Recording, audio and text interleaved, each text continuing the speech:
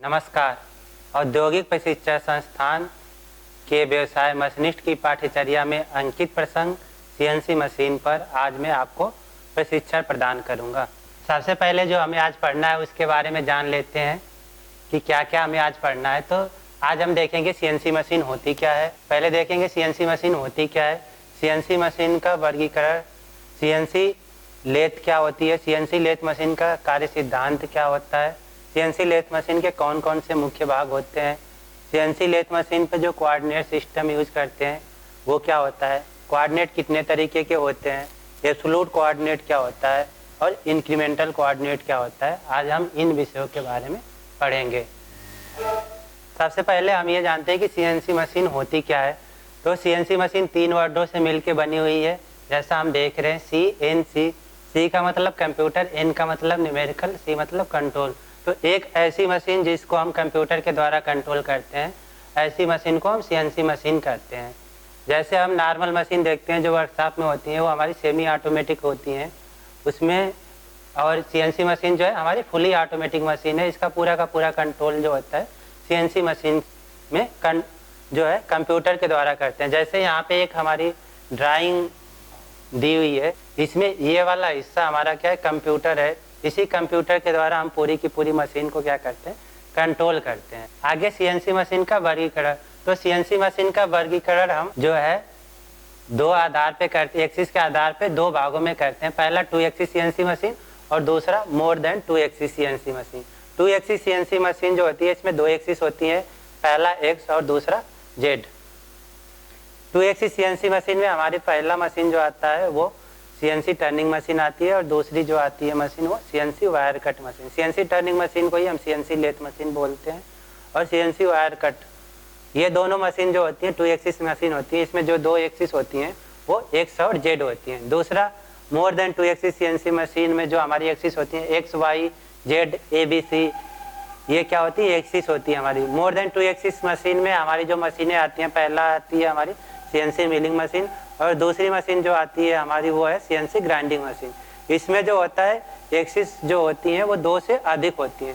CNC machine भी जो होती है 2 तरीके की प्रयोग की जाती है। पहला वीएमसी, वीएमसी का पूरा नाम वर्टिकल मशीनिंग सेंटर, और दूसरा एचएमसी।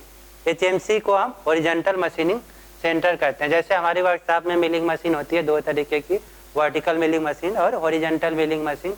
ऐसे सीएनसी भी 2 तरीके की होती है, पहला वीएमसी और दूसरा एचएमसी। वीएमसी में जो होता है टूल की जो एक्सिस होती है वो परपेंडिकुलर होती है। इसमें जो परपेंडिकुलर हम लेते हैं वो जमीन के होती है, जमीन के 90 डिग्री पे है तो उसको हम वीएमसी बोलेंगे, यानी इसका जो मशीनिंग सेंटर है। और जमीन के अगर पैरेलल है, समांतर है, तो उसको हम एचएमसी बोलेंगे। अब आगे सीएनसी लेथ मशीन क्या होती है। तो सीएनसी लेथ मशीन जो है नॉर्मल लेथ मशीन की तरह से ही होती है, बस अंतर इसमें जो होता है, नॉर्मल लेथ मशीन हमारी सेमी ऑटोमेटिक होती है और सीएनसी लेथ मशीन का कंट्रोल जो हम करते हैं वो कंप्यूटर के द्वारा करते हैं। तो इसके बाद देखते हैं सीएनसी लेथ मशीन का कार्य सिद्धांत। तो सीएनसी लेथ मशीन का कार्य सिद्धांत, तो जैसे नॉर्मल लेथ मशीन में हमारा जॉब रोटेट करता है और टूल कटाई का कार्य करता है, सीएनसी लेथ मशीन भी इसी सिद्धांत पे वर्क करती है। इसमें भी जॉब हमारा घूमता है और टूल कटिंग का कार्य करता है। बस दोनों में जो हमारी नॉर्मल लेथ मशीन होती है और सीएनसी लेथ मशीन होती है, इसमें अंतर ये होता है कि सीएनसी लेथ मशीन को जो हम कंट्रोल करते हैं वो कंप्यूटर के द्वारा करते हैं। इसमें एक ड्राइंग भी दी गई है, जैसे यहाँ ये हमारा चक है, चक में हमारा वर्क पीस, ये हमारा वर्क पीस है, वर्क पीस बंधा हुआ है। ये जो है हमारा जबड़ा है, इसमें टूल दिखाया नहीं गया है। तो यहाँ से टूल आता है, कटिंग का कार्य करता है। तो इसमें क्या होता है, वर्क पीस जो होता है ये हमारा रोटेट करता है, घूमता है, और टूल क्या करता है, हमारा आगे पीछे मूव करके कटाई का कार्य करता है। इसमें ये वाला पॉइंट जो होता है, सीएनसी लेथ मशीन हमने बताया 2 एक्सिस में वर्क करती है, पहला एक्स और दूसरा जेड। सीएनसी की जो सेंटर पॉइंट होती है उसको हम जेड एक्सिस बोलते हैं, और जो डायमीटर की एक्सिस होती है उसे हम एक्स एक्सिस बोलते हैं। तो सीएनसी मशीन के जो भाग होते हैं, जैसे नॉर्मल लेथ मशीन में हम देखते हैं हेड स्टॉक होता है, टेल स्टॉक होता है, कैरेज होता है, बेड होता है। ऐसे सीएनसी लेथ मशीन के भी भाग होते हैं। इसमें भी हमारा हेड स्टॉक होता है, टेल स्टॉक होता है, जो नॉर्मल लेथ मशीन में हमारा कैरेज होता है उसकी जगह पे जैसे एक यहाँ पे सीएनसी मशीन दिख रही है, यहाँ पे जो होता है टरेट लगा होता है। जैसे हम कैरेज में टूल पोस्ट में टूल को पकड़ते हैं, सीएनसी लेथ मशीन में जो होता है टरेट जो होता है 6 नंबर 8 नंबर 10 नंबर 12 नंबर में आते हैं। 6 8 10 12 का मतलब यह है कि टरेट पे जो है 6 टूल बंधे होंगे, 8 का मतलब 8 टूल बंधे होंगे, 10 का मतलब क्या है 10 टूल बंधे होंगे, 12 का मीनिंग है कि 12 टूल एक साथ बंधे होंगे। तो कैरेज की जगह पे इसमें टरेट होता है, टरेट में हम टूल को पकड़ते हैं। इसके अलावा लुब्रिकेशन सिस्टम, कूलेंट सिस्टम और हाइड्रोलिक सिस्टम का क्या किया जाता है सीएनसी लेथ मशीन में प्रयोग करते हैं। इसके अलावा जो होता है हमारी कंप्यूटर स्क्रीन होती है जिसको हम कंट्रोल पैनल कहते हैं, ये भी सीएनसी मशीन का एक भाग होता है। सीएनसी मशीन का पहला भाग है हमारा हेड स्टॉक। तो हेड स्टॉक जो होता है जाब को पकड़ने, यह क्या होता है जाब को पकड़ने व घुमाने का कार्य करता है। यही हेड स्टॉक में ही हम क्या करते हैं जाब को पकड़ते हैं और पकड़ने के साथ साथ घुमाने का भी कार्य करते हैं। अब आगे हेड स्टॉक के कौन कौन से भाग होते हैं। हेड स्टॉक के पहला भाग हो स्पिंडल मोटर। स्पिंडल मोटर क्या होता है, तो यह स्पिंडल को घुमाने के लिए प्रयोग किया जाता है। जो नॉर्मल लेथ मशीन होती है और सीएनसी लेथ मशीन में जो मोटर यूज किया जाता है दोनों में अंतर होता है। सीएनसी लेथ मशीन में जो हम मोटर यूज करते हैं उसे हम सर्वो मोटर बोलते हैं। सर्वो मोटर जैसे नॉर्मल लेथ मशीन में स्पीड को घटाने बढ़ाने के लिए हम गियर सिस्टम का या गियर हम बोले कि गियर ट्रेन का प्रयोग करते हैं, पर सर्वो मोटर जो होता है वोल्टेज को घटा बढ़ा के हमारी स्पीड को घटा बढ़ा लेता है। यानी सर्वो मोटर की खासियत ये होती है कि ये वोल्टेज को रेगुलेट करके स्पीड को घटा बढ़ा लेता है, जिसमें हमें किसी प्रकार के गियर सिस्टम या हम कहेंगे गियर मैकेनिज्म की या गियर ट्रेन की आवश्यकता नहीं होती है। तो स्पिंडल मोटर क्या होता है, यह स्पिंडल को घुमाने के लिए प्रयोग किया जाता है। दूसरा भाग है हमारा स्पिंडल। तो स्पिंडल का काम है यह जाब को घुमाने के लिए प्रयोग किया जाता है। स्पिंडल जो है ये जाब को घुमाने के लिए हमारा क्या किया जाता है प्रयोग करते हैं हम इसका। तीसरा जो है ड्राबार। तो अभी हमने लेथ मशीन में देखा नीचे की तरफ जो है फुट स्विच लगे हुए थे। फुट स्विच जो होता है उसमें दो, एक टेल स्टॉक को आगे पीछे करने के लिए होता है और दूसरा जो होता है चक को क्लैंप डी क्लैंप करने के लिए होता है। और सीएनसी लेथ मशीन में जो चक प्रयोग करते हैं वो हाइड्रोलिक चक होता है जो हाइड्रोलिक प्रेशर पे वर्क करता है। तो ड्रा बार जो होता है हाइड्रोलिक प्रेशर से जबड़े को खोलने और बंद करने के लिए प्रयोग किया जाता है। हाइड्रोलिक प्रेशर से ही यह जबड़े को खोलता है। जब हमें जाब को, ये हमारा मान लीजिए जाब है, जब जाब को क्लैंप करना हो, ये जबड़ा है तो हम क्या करेंगे क्लैंप दबा देंगे तो ये जाब को पकड़ लेगा और डी क्लैंप यानी फुट स्विच से हम कर सकते हैं, या कंट्रोल पैनल में भी जाब क्लैंप क्लैंप और डी क्लैंप का बटन होता है उसके द्वारा भी हम क्या करते हैं जाब को क्लैंप डी क्लैंप कर सकते हैं। तो जब हम क्लैंप करेंगे तो जो जबड़ा है वो जाब को पकड़ लेगा और डी क्लैंप कर देंगे तो वो उसे छोड़ देगा और हम जाब को आसानी से निकाल सकते हैं। तो ड्रा बार जो होता है या हाइड्रोलिक प्रेशर की सहायता से जबड़े को खोलने और बंद करने के लिए प्रयोग किया जाता है। इसके बाद जो हमारा है चक। तो चक जो होता है यह जबड़े को पकड़ने के लिए प्रयोग किया जाता है। यह स्पिंडल पर फिट होता है। इसके बाद जो है हमारा वो है जार। तो जार जो होता है यह जाब को पकड़ने के लिए प्रयोग किया जाता है। चक के अंदर क्या होता है जबड़ा होता है, जबड़े में ही हम क्या करते हैं ये हमारा जैसे यहाँ पे देखें तो ये हमारा जा है, जाब के जा ही क्या करता है वर्क पीस को होल्ड करने का काम या हम कहें कि पकड़ने का कार्य करता है। अब दूसरा जो हमारा है टेल स्टॉक। तो जैसे नॉर्मल लेथ मशीन में हम देखते हैं टेल स्टॉक होता है। टेल स्टॉक का काम क्या होता है लंबे जाबों को सपोर्ट प्रदान करने का। वैसे सीएनसी लेथ मशीन में भी जो टेल स्टॉक होता है वह लंबे जाब के सिरे को क्या करता है सपोर्ट प्रदान करने का कार्य करता है। टेल स्टॉक के जो भाग होते हैं उनके बारे में देखें तो टेल स्टॉक का पहला भाग है हमारा टेल स्टॉक बॉडी और दूसरा क्या क्वील। टेल स्टॉक बॉडी में ही क्या होता है क्वील फिट होता है और इस क्वील को हम रिवॉल्विंग सेंटर भी कहते हैं। रिवॉल्विंग सेंटर का काम क्या होता है जाब को सपोर्ट प्रदान करने के साथ साथ यह जाब को घुमाने का भी कार्य करता है। तो टेल स्टॉक और टेल स्टॉक के भाग। इसके बाद टरेट। तो टरेट जो होता है हमने पहले भी थोड़ी सी चर्चा की थी।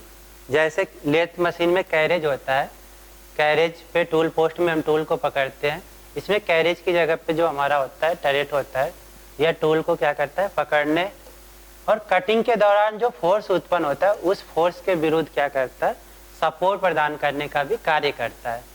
अब टरेट के कौन कौन से भाग होते हैं, तो टरेट के भाग देख लेते हैं, टरेट के क्या क्या भाग होते हैं। तो पहला भाग है टरेट बॉडी। तो यह टरेट के पार्ट्स को, टरेट बॉडी जो होती है टरेट के पार्ट्स को पकड़ने के लिए प्रयोग किया जाता है। इसके बाद ड्राइव सिस्टम। ड्राइव सिस्टम जैसे टरेट में हमने बताया कि turret 6 number, 8 number, 10 number, 12 number में अवेलेबल होते हैं। तो 6 नंबर का मतलब कि मान लीजिए हमारा टरेट है, टरेट में 6 टूल बंधे हुए हैं। तो अलग अलग टूल को हमें जैसे 1 2 3 4 5 और 6 टूल बंधे हुए हैं। तो मान लीजिए इस समय हमारा पहला टूल काम कर रहा है, दूसरे टूल को हमें लाना है, तो इसके लिए हमें टरेट को इंडेक्स करने की, इंडेक्स का मतलब है घुमाने की आवश्यकता पड़ती है। तो जब हम टरेट इंडेक्स, ये कंट्रोल पैनल में हमारी टरेट इंडेक्स स्विच होती है, उसके द्वारा हम टरेट को इंडेक्स करते हैं। तो मान लीजिए 1 नंबर टूल है, हमें 3 नंबर को लाना है, तो 2 बार हम टरेट को इंडेक्स करेंगे तो टूल नंबर 3 क्या है, हमारा कटिंग के लिए अवेलेबल हो जाता है। तो टरेट इंडेक्स के लिए जो ड्राइव सिस्टम यूज किया जाता है, तो ड्राइव सिस्टम का, सॉरी ये गलत लिख गया है, ड्राइव सिस्टम जो है टरेट को इंडेक्स करने के लिए प्रयोग किया जाता है। इसके लिए 2 तरह के ड्राइव सिस्टम प्रयोग किए जाते हैं। देख लेते हैं कौन कौन से 2 तरीके के ड्राइव सिस्टम प्रयोग किए जाते हैं। तो पहला जो ड्राइव सिस्टम है हमारा वो मैकेनिकल टाइप। इसमें क्या होता है, मैकेनिकल टाइप में जो होता है टरेट को इंडेक्स करने के लिए हम मोटर का प्रयोग करते हैं। मोटर के द्वारा हम क्या करते हैं, टरेट को घुमाने का कार्य करते हैं। दूसरा जो है हमारा हाइड्रोलिक टाइप। इसमें टरेट को घुमाने के लिए यानी टरेट को इंडेक्स करने के लिए जो होता है वो हम हाइड्रोलिक प्रेशर का प्रयोग करते हैं।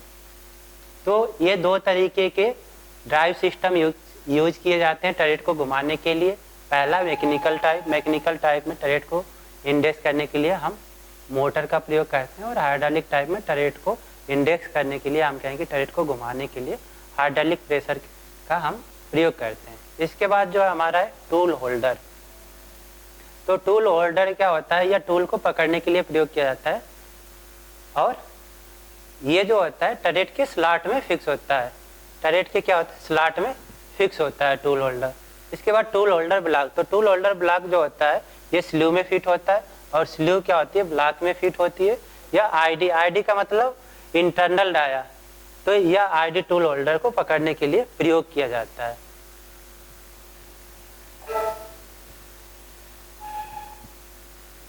इसके बाद टूल। तो टूल क्या होता है, टूल कटिंग के लिए, टूल जो है कटिंग के लिए प्रयोग किया जाता है। जो टूल सीएनसी मशीन में हम प्रयोग करते हैं ये 2 तरीके के प्रयोग करते हैं। पहला जो होता है सिंगल बॉडी, और दूसरा जो होता है 2 पार्ट्स। सिंगल बॉडी में पूरा टूल क्या होता है, एक ही मटेरियल का बना होता है। जो भी टूल होगा वो हमारा क्या होगा, एक ही मटेरियल का है जो होता है बना होता है, पूरी की पूरी टूल एक। और जो 2 पार्ट्स होते हैं इसमें टूल जो होता है 2 पार्ट्स और से मिल के बनना होता है। पहला टूल होल्डर होता है, और इस टूल होल्डर पे जो होता है इंसर्ट जब हम पढ़ेंगे अलग अलग शेप में अवेलेबल होते हैं। तो जैसे ऑपरेशन हमें करनी होती है उसके अनुसार हम इंसर्ट का चुनाव करते हैं। तो इसमें जो होता है पहला भाग होता है टूल होल्डर। मान लीजिए ये टूल होल्डर है, तो इस टूल होल्डर पे हम क्या करते हैं, यहाँ पे इंसर्ट को हम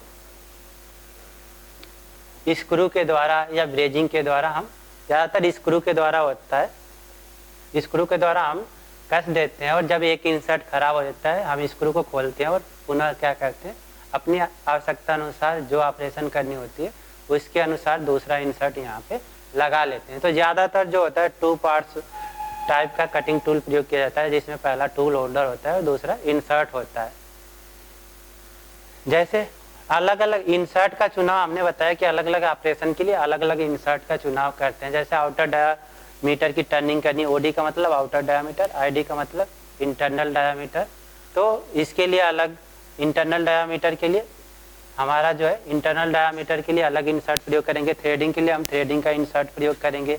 तो अलग अलग ऑपरेशन जो है, इन ऑपरेशन के अनुसार हम क्या करते हैं, इंसर्ट का चुनाव करते हैं। इसके अलावा सीएनसी मशीन के जो अन्य भाग होते हैं, इसमें सबसे मुख्य भाग जो होता है हमारा कंट्रोल पैनल होता है। कंट्रोल पैनल हमने बताया पूरा की पूरी जो मशीन होती है सीएनसी मशीन, उसको हम कंप्यूटर के द्वारा कंट्रोल करते हैं। तो इसमें जो कंट्रोल पैनल होता है, कंट्रोल पैनल अगर हम कहें कि ये कंप्यूटर स्क्रीन होती है, इसके बगल में बहुत सारी की होती हैं, इधर एडिट की होती हैं, इधर सॉफ्ट की होती हैं, ऑपरेटिंग मोड्स होते हैं। तो अलग अलग पूरा कंप्यूटर स्क्रीन में इधर की होती है। जो भी हम करते हैं या जो भी चीज़ें होती हैं वो इस स्क्रीन पे हमें दिखती हैं। उधर हमारी की होती है, जैसे प्रोग्राम हमें मशीन के अंदर इंटर करना है तो हम क्या करेंगे, की सहायता से प्रोग्राम को इंटर करते हैं। तो सीएनसी मशीन का हम कहें कि मुख्य भाग जो है कंट्रोल पैनल है। इसके द्वारा हम जो है प्रोग्राम मशीन के अंदर डालते हैं। की सहायता से ही हम क्या करते हैं, अलग अलग ऑपरेटिंग मोड होते हैं। जैसे मशीन को, सीएनसी मशीन को चलाना हो तो अलग अलग मोड होते हैं। जैसे ऑटो मोड है, ऑटो मोड में अगर हम मशीन को चलाते हैं तो पूरी मशीन क्या करेगी, ऑटोमेटिक मोड में वर्क करेगी। ऐसे ही एमडीआई मोड है। तो अलग अलग मोड होते हैं। ये सारे मोड जो होते हैं हमारे कंट्रोल पैनल में अवेलेबल होते हैं। इनके द्वारा ही हम क्या करते हैं, मशीन को चला सकते हैं। तो सीएनसी लेथ मशीन का एक मुख्य भाग जो है कंट्रोल पैनल होता है। इसके अलावा लुब्रिकेशन सिस्टम, हाइड्रोलिक सिस्टम और कूलेंट सिस्टम। तो लुब्रिकेशन सिस्टम हम जानते हैं सीएनसी मशीन क्या होती है, बहुत हाई स्पीड पे वर्क करती है। तो इसके स्लाइड्स पार्ट जैसे एक्सिस जो होते हैं वो स्लाइड होती है, स्लाइड पे क्या करते हैं, आगे पीछे सरकते हैं। तो अगर हमारी लुब्रिकेशन सिस्टम सही नहीं है तो उनके बीच फ्रिक्शन ज़्यादा हो सकता है। तो लुब्रिकेशन सिस्टम क्या होना चाहिए, सीएनसी मशीन में सही होना चाहिए। हाइड्रोलिक सिस्टम हमने देखा सीएनसी मशीन के जो जबड़े होते हैं, टेल स्टॉक है, ये दोनों हाइड्रोलिक होते हैं। तो इसके लिए हम सबसे पहले चेक करते हैं कि सीएनसी मशीन में जो हाइड्रोलिक है, हम कहें कि लिक्विड हम डाल रहे हैं, तरल प्रयोग कर रहे हैं, वो पूरी तरीके से है कि नहीं है।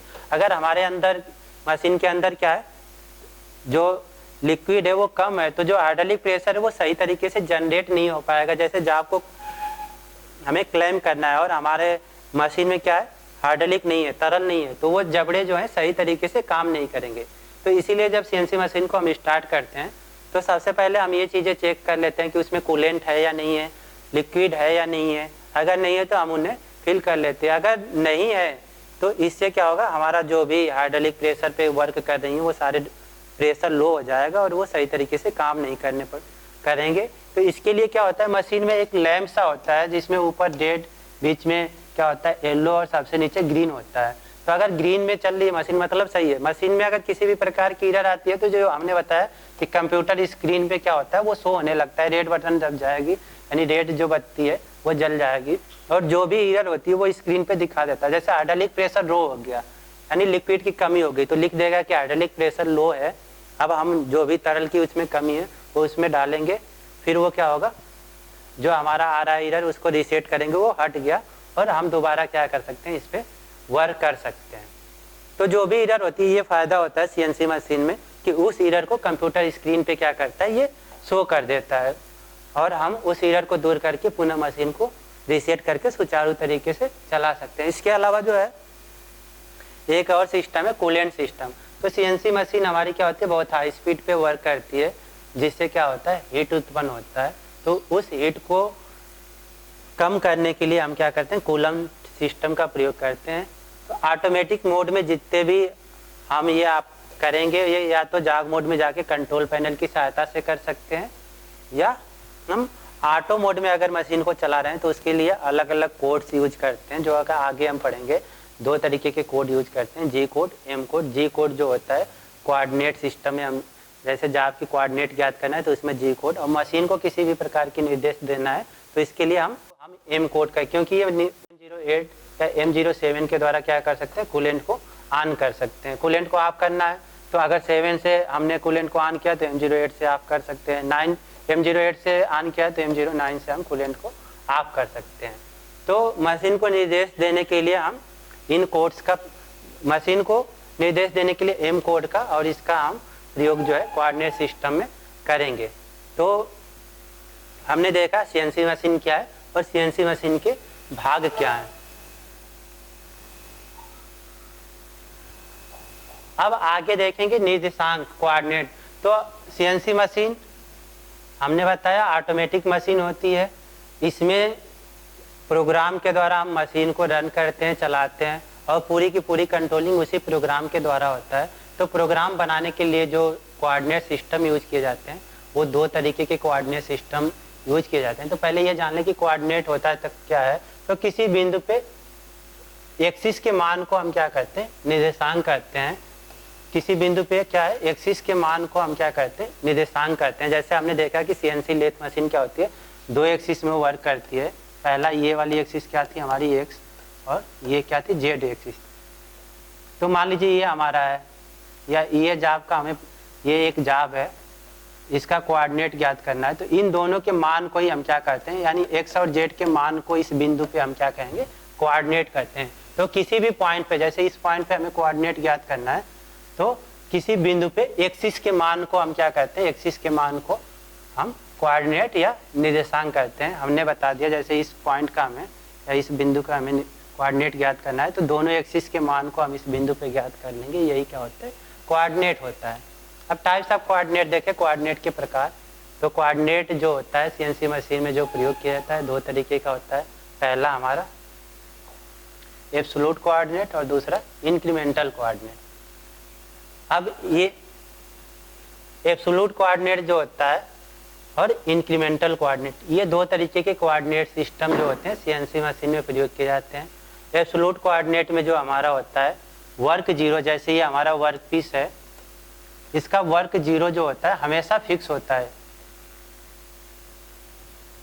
इंक्रीमेंटल कोऑर्डिनेट में जैसे एक हम दूसरे जाब से समझते हैं जिसमें स्टेप बनाओ, कई स्टेप हो।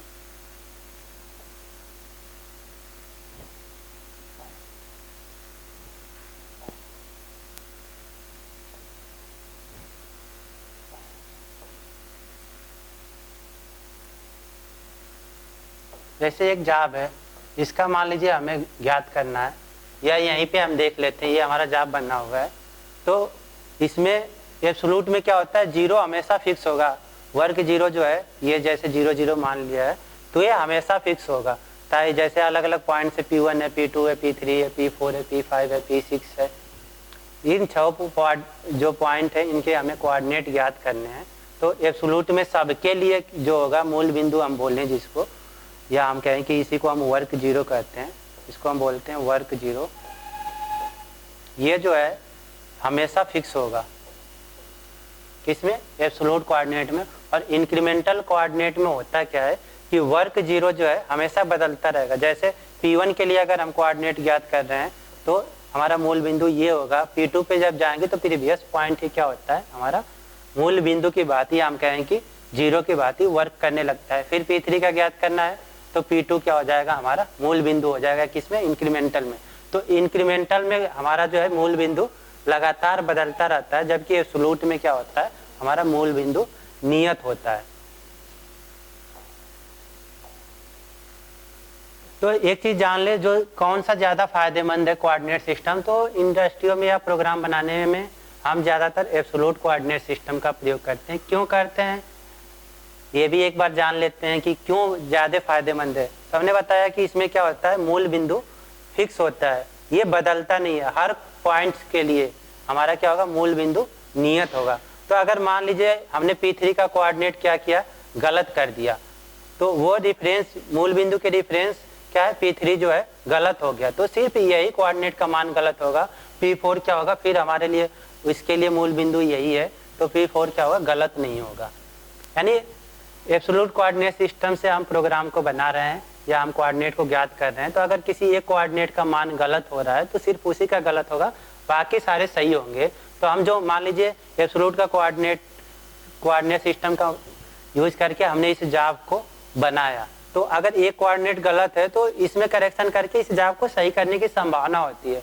पर अगर इंक्रीमेंटल कोऑर्डिनेट का यूज करके हमने इस प्रोग्राम को बनाया है, तो अगर ये गलत हो गया तो इसके बाद जितने भी कोऑर्डिनेट हम ज्ञात करेंगे, क्योंकि इसके लिए ये मूल बिंदु हो जाएगा तो ये भी गलत होगा, इसके लिए ये मूल बिंदु होगा, तो एक कोऑर्डिनेट का मान गलत होने पे सारे कोऑर्डिनेट का मान गलत हो जाता है। तो इसमें करेक्शन करना क्या होता है, मुश्किल होता है, यानी जॉब रिजेक्ट ही हो जाता है, इसे रीएडिट करके हम बना भी नहीं सकते हैं। तो इसलिए हमारा जो होता है एब्सोल्यूट कोऑर्डिनेट सिस्टम ज़्यादा उपयोगी होता है तुलना में इंक्रीमेंटल कोऑर्डिनेट सिस्टम के। अब कोऑर्डिनेट ज्ञात कैसे करते हैं दोनों सिस्टम में, तो ये हम देखेंगे कि एब्सोल्यूट सिस्टम में कोऑर्डिनेट कैसे ज्ञात करेंगे और इंक्रीमेंटल सिस्टम में कोऑर्डिनेट को कैसे ज्ञात करेंगे। तो जैसे यहाँ पे हमारा एक स्टेप टर्निंग का जाप बना हुआ है जिसमें वर्क जीरो बता दिया गया है, ये हमारा वर्क जीरो है। वर्क जीरो पे कोऑर्डिनेट एक्स और जेड का क्या होता है 0 0 होता है। अब हमारा P1 पे, P2 पे, P3 पे, P4 पे, P5 पे और P6 पे कोऑर्डिनेट का मान ज्ञात करना है। सब पे डाया, यहाँ डाया क्या है हमारा 10 है, इसकी डाया 20 है, इसकी 30 है और दूरी दे दी गई है। पहले स्टेप की 10 है, दूसरे स्टेप की 20 है और तीसरे स्टेप की क्या है 30 है। तो देखिए सबसे पहले हमने बताया था कि ये वाला जो होता है डाया वाली एक्सिस, ये एक्स एक्सिस होती है और हम मूल बिंदु से अगर ऊपर की तरफ जा रहे हैं तो एक्स का मान पॉजिटिव होता है। इधर वाली एक्सिस हमारी क्या होती है जेड एक्सिस होती है। अगर हम दाहिनी तरफ जा रहे हैं मूल बिंदु के तो जेड का मान क्या होता है पॉजिटिव होता है। अगर मूल बिंदु के बाईं तरफ जा रहे हैं, अगर इससे इधर आएंगे तो जेड का मान क्या हो गया निगेटिव होगा और मूल बिंदु के नीचे की तरफ आएंगे तो एक्स का मान क्या हो जाएगा नेगेटिव हो जाएगा। तो इस तरीके से हम कोऑर्डिनेट ज्ञात करते हैं। तो P1 का कोऑर्डिनेट जैसे हमें ज्ञात करना है एब्सोल्यूट कोऑर्डिनेट सिस्टम में, तो P1 पे हमें कोऑर्डिनेट एक्स और जेड का हमने बताया कि कोऑर्डिनेट होता क्या है, तो किसी पॉइंट पे एक्सिस का मान, तो पहली एक्सिस हमारी एक्स है, दूसरी एक्सिस जेड है, तो एक दोनों एक्सिस का मान ज्ञात कर ले, वही उस पॉइंट का क्या हो जाएगा कोऑर्डिनेट हो जाएगा। हमने कोऑर्डिनेट में ये देखा भी कि कोऑर्डिनेट क्या होता है। तो जैसे P1 का हमें कोऑर्डिनेट ज्ञात करना है, तो जो हम कोऑर्डिनेट सिस्टम यूज करते हैं 2 तरीके के यूज करते हैं, पहला डायामीटर और दूसरा रेडियस। तो ज़्यादातर हम डायामीटर कोऑर्डिनेट सिस्टम का प्रयोग करते हैं। क्यों करते हैं ये भी समझ लेते हैं। जैसे मैक्सिमम ड्राइंग में क्या होता है डायामीटर दिया होता है तो हमें किसी भी प्रकार की कैलकुलेशन नहीं करनी होगी। अगर यहीं पे हम रेडियस कोऑर्डिनेट, तो ये 10 है, इसका हाफ करना पड़ेगा, तो हमें कैलकुलेशन करने की आवश्यकता पड़ती है। इसलिए जब भी हम कोऑर्डिनेट ज्ञात करते हैं तो डायामीटर में ज्ञात करते हैं। ये जब हम प्रोग्राम बनाते हैं तो उसके हेडर में मशीन को बता देते हैं कि हमने कौन सा सिस्टम यूज किया है, रेडियस का किया है या डायामीटर का, वो हम प्रोग्राम के हेडर में बता देते हैं। तो हमें मान लीजिए P1 का कोऑर्डिनेट ज्ञात करना है एब्सोल्यूट कोऑर्डिनेट सिस्टम में। तो सबसे पहले एक्स एक्सिस का मान देखेंगे और फिर जेड का। तो एक्स का मान देखें तो डायामीटर सिस्टम का हम यहाँ यूज कर रहे हैं। तो यहाँ पे डायामीटर क्या है 10 है, तो एक्स का मान क्या हो जाएगा 10 हो जाएगा। ऊपर की तरफ जा रहे हैं तो हमारा क्या होगा प्लस होगा, तो प्लस के सिंबल को हम क्या करते हैं लिखते नहीं है। और जेड का मान देखें तो जेड देखिए मूल बिंदु से न बाईं तरफ जा रहा है न दाहिनी तरफ जा रहा है, कोई भी दूरी तय नहीं कर रहा है, तो इसका मान क्या हो गया 0 हो गया जेड का। तो P1 का कोऑर्डिनेट क्या हो जाएगा एक्स में 10 और जेड में 0। इसके बाद P2 का देखें तो एब्सोल्यूट में हमारा मूल बिंदु नियत रहता है हमेशा। तो देखिए P2 का कोऑर्डिनेट पहले एक्स देखें तो एक्स क्या है, यहाँ पे भी डायामीटर हमारा 10 ही है, तो x का मान 10 हो गया। जेड देखें बाईं तरफ जा रहा है, तो हमने बताया कि मूल बिंदु की अगर बाईं तरफ जा रहा है जेड का मान तो क्या होगा निगेटिव होगा। तो कितना जा रहा है ये देख लें, तो 10 जा रहा है, तो क्या हो जाएगा कोऑर्डिनेट -10। फिर P3 पे देखें तो P3 मूल बिंदु हमारा नियत होगा एब्सोल्यूट में। तो यहाँ पे हम डायामीटर पहले चेक करें तो डायामीटर यहाँ कितना हो जा रहा है 20 हो जा रहा है, यानी x का मान कितना हो गया 20 हो गया। जेड का मान देख ले तो जेड देखिए अभी भी क्या है ये दूरी तय कर रहा है -10, क्योंकि बाईं तरफ आ रहा है तो क्या होगा माइनस में होगा, तो इसका मान क्या हो गया -10। अब P4 का कोऑर्डिनेट देख ले तो ये हमारा P4 है, मूल बिंदु यही रहेगा क्योंकि एब्सोल्यूट में मूल बिंदु हमेशा नियत रहता है। तो देखें डायामीटर यहाँ पे कितना है तो 20 ही है, तो x का मान कितना हो गया 20 प्लस में। और जेड का मान देखें तो अब जेड कितना 10 तो ये चला और 20 ये दूरी चल गया, तो 20 10 30, तो माइनस ये बाईं तरफ आ रहा है तो हमारा क्या हो जाएगा -30। इसके बाद P5 को देख लें तो P5 ये है, P5 0 वही होगा। यहाँ पे डायामीटर सबसे पहले देख लें तो यहाँ पे डाया हमारा क्या है 30 है, x का मान कितना हो जाएगा 30 हो जाएगा। अब दूरी देख ले तो यही दूरी तय कर रहा है 30, तो कितना हो जाएगा बाईं तरफ आ रहा है तो -30। अब P6 को देख ले तो मूल बिंदु यही होगा, P6 पे डायामीटर कितना है, जो डायामीटर होगा वही x का मान हो जाता है। तो डायामीटर हमारा क्या है 30 है, तो x का मान क्या हो गया 30 हो गया। और दूरी देख लें जेड का मान कितना होगा तो 10 20 और 30, तो 10 20 30 और 30 60। मूल बिंदु का क्या हो रहा है बाईं तरफ आ रहा है कितना 60 आ रहा है तो कितना हो जाएगा, बाईं तरफ आएगा तो उसका मान निगेटिव, तो कितना आ जाएगा -60। तो ये हमारा था एब्सोल्यूट कोऑर्डिनेट सिस्टम में कैसे कोऑर्डिनेट ज्ञात करते हैं। अब इंक्रीमेंटल में देख ले कि इंक्रीमेंटल कोऑर्डिनेट सिस्टम में कोऑर्डिनेट को हम कैसे फाइंड करते हैं। तो ये हमारा एब्सोल्यूट, ये हमारा इंक्रीमेंटल में कोऑर्डिनेट लिखा हुआ है, कैसे ज्ञात करेंगे ये समझ लेते हैं सबसे पहले। तो मूल बिंदु अभी वर्ग 0 हमारा जो है ये है वर्ग 0। तो वर्ग 0 में हमारा x और z का मान क्या होता है, 0 0 होता है। यहीं से हम कोऑर्डिनेट ज्ञात करना शुरू करते हैं। तो सबसे पहले हम P1 का मान ज्ञात करें। तो P1 पे देखें,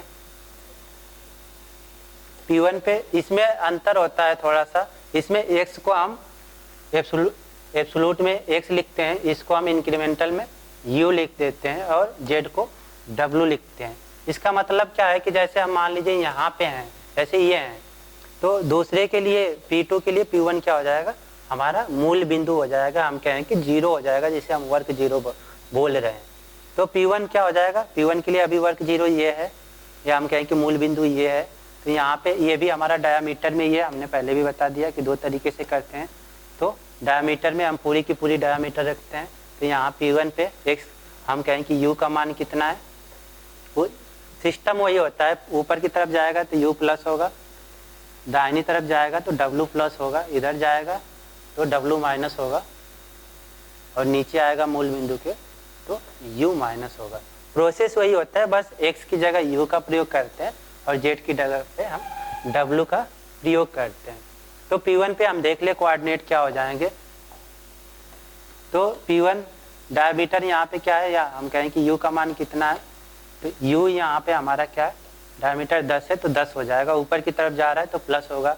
अब w का मान देखें तो w ना दाईं तरफ जा रहा है ना बाईं तरफ जा रहा है, तो इसका मान क्या हो गया, 0 हो गया हमारा।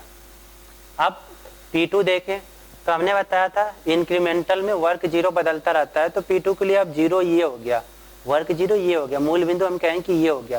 तो देखिए डाया में बढ़ोतरी कोई नहीं हो रही है, 10 डाया P1 पे है, 10 डाया P2 पे है, यानी डाया में बढ़ोतरी कोई नहीं है, मतलब 0। अब हम देखें W में कितनी बढ़ोतरी हो रही है। तो ये आ रहा है बाईं तरफ 10 आ रहा है, तो बाईं तरफ आएगा तो हमने बताया कि इसका मान क्या होगा, निगेटिव होगा। तो बाईं तरफ आ रहा है तो -10। P3 पे देखें तो P3 के लिए मूल बिंदु क्या हो जाएगा, P2 हो जाएगा। अब डाया में बढ़ोतरी देखें तो 10 डाया पहले से ही था, तो कितना बढ़ रहा है डाया, सिर्फ 10 बढ़ रहा है, ऊपर की तरफ जा रहा है। तो इसका मान क्या हो जाएगा, u का +10। तो P3 पे u का मान क्या हो गया, +10 हो गया। अब मूल बिंदु ये है, तो देखिए W में न बाईं तरफ जा रहा है न दाहिनी तरफ जा रहा है, मतलब क्या हो रहा है, 0 की बढ़ोतरी हो रही है। तो W का मान क्या हो गया, हमारा 0 हो गया। अब P4 का अगर हम कोऑर्डिनेट देखें तो P4 के लिए P3 क्या हो जाएगा, हमारा मूल बिंदु की बात ही वर्क करने लगेगा। तो डाया में बढ़ोतरी देखें तो 20 डाया यहाँ पे थी, 20 यहाँ पे है, मतलब कोई बढ़ोतरी नहीं है, मतलब इसका मान क्या हुआ, 0। W का मान देखें तो यहाँ हमारा 10 पहले ही चल गया था, यहाँ से कितना आ रहा है, बाईं तरफ 20 आ रहा है। तो बाईं तरफ जब भी आएगा तो हमने बताया था मान क्या होगा, निगेटिव होगा, तो -20 हो गया। अब इसके बाद P5 का मान देखें तो P5 के लिए P4 क्या होगा, मूल बिंदु की बात ही वर्क करेगा।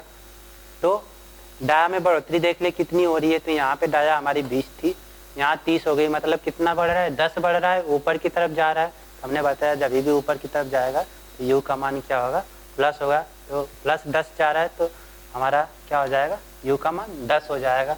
अब देखें तो न बाईं तरफ जा रहा है W, न दाईं तरफ, कोई भी बढ़ोतरी नहीं हो रही है, मतलब इसका मान क्या होगा, W का 0 हो जाएगा।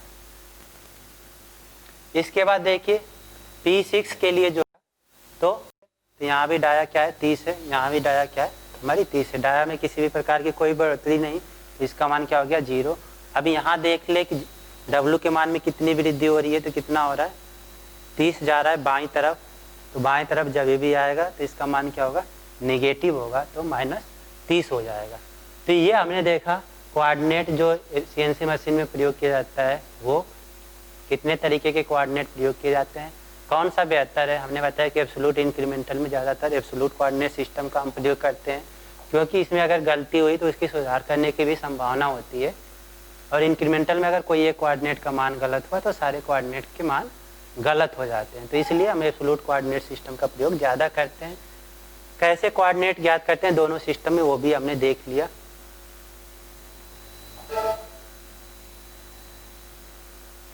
तो आज हमने जो पढ़ाया ये हमने लिया था रायल मशीन साहब के, यानी रायल मशीन साहब प्रीतम ठाकुर से और संतोष चौहान नीलकंठ पब्लिकेशन से, और कुछ मदद जो थी हमने गूगल की सहायता से ली थी।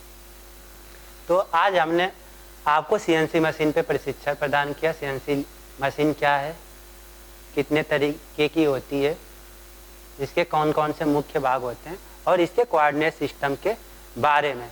तो आशा है आज का प्रशिक्षण आपके भविष्य हेतु मददगार साबित होगा। धन्यवाद।